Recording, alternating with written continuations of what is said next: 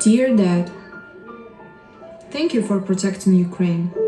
You're the strongest and the best. These are the words of 11-year-old Enea. She is writing a letter to her father, who has been on the front line for 3 years now.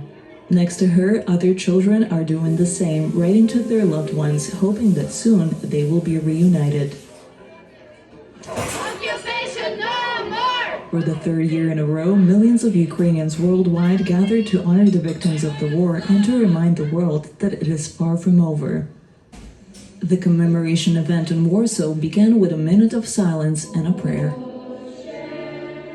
Then, the Ukrainian national anthem echoed through the hall. It carried a special weight, heard by those who were forced to flee their homes, those who lost someone, those who lost everything. Warsaw's Ukraine Hub was more than just a place of remembrance. It was where the stories of resilience and struggle were told, where the nation unites despite being far from home. We, as a nation, proved to be active, proved to be an example for others, and for sure Ukraine will survive this war and will be victorious. Among those present was Margarita, a war photographer. She first traveled to the front in 2014, and since then her camera has captured the raw, brutal reality of war.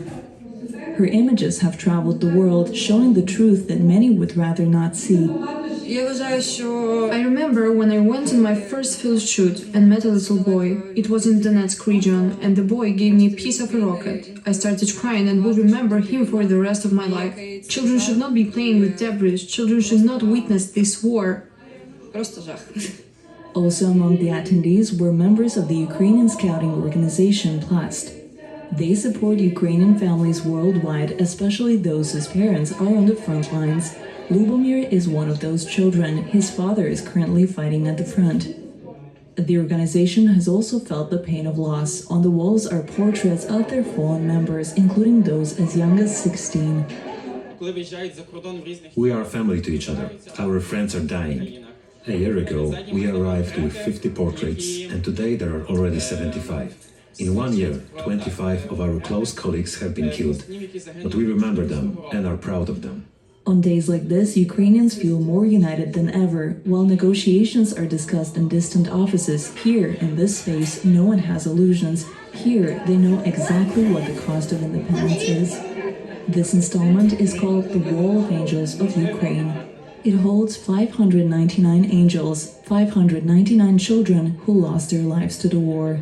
The world needs to know the price soldiers are paying for the safety of not only Ukraine, but all of Europe.